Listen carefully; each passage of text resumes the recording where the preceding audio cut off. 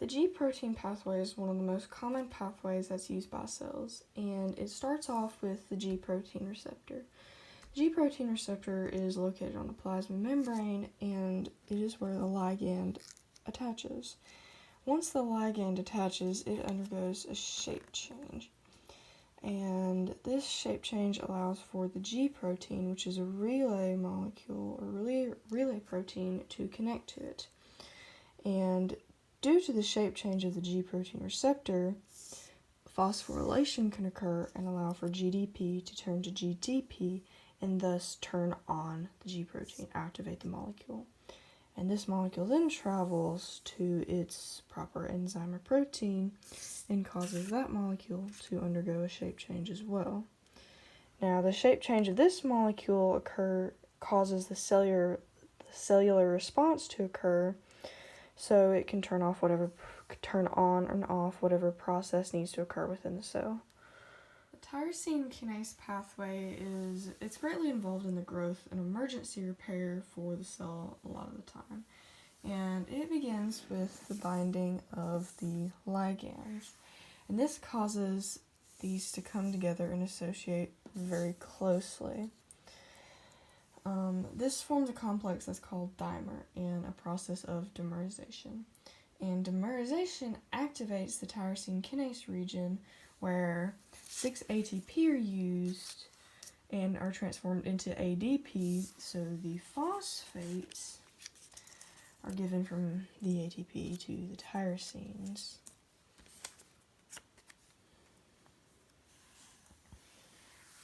This causes the tyrosines to activate, and they're now being recognized by the specific relay proteins. Now, because there are 6 of these tyrosines, it allows for 6 of these relay proteins to be activated at one time. So it can kind of cause a catalyst for a rapidly activating structure and rapidly activating these relay proteins. Now, the proteins bond to the specific phosphorylated tyrosines, and it causes a structural change in the different proteins. These structural changes activate a transduction pathway, which then causes the cellular response. The ion channel receptors act as a control for more of a particular signal, and it's often thought of to be like a gate, with this being in the way of the channel being free flowing for different ions to be able to flow through.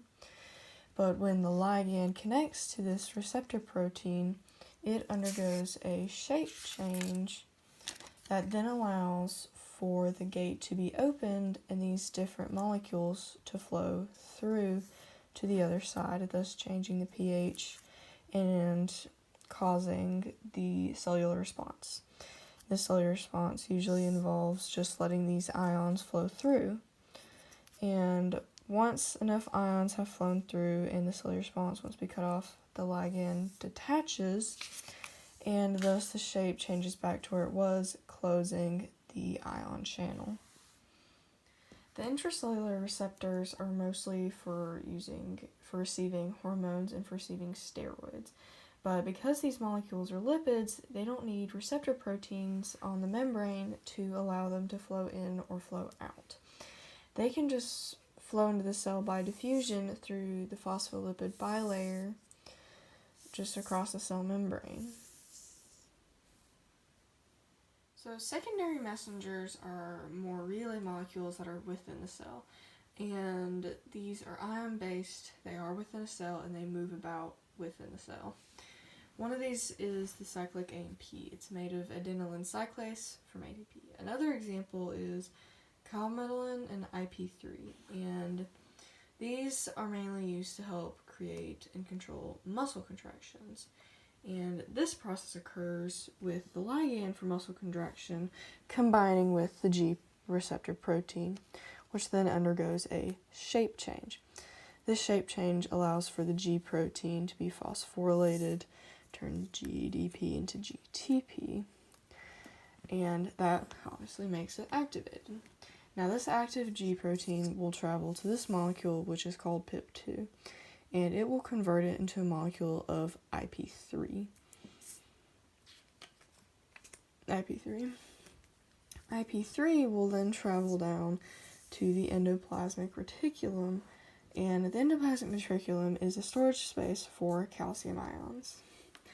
So the IP3 binds to the receptor protein and causes it to undergo a shape change.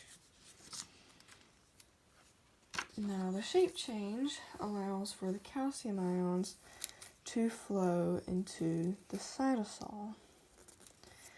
This allows for the calmodin, which is a secondary messenger, to attach myosin to these microfilaments, which initiates the muscle contraction.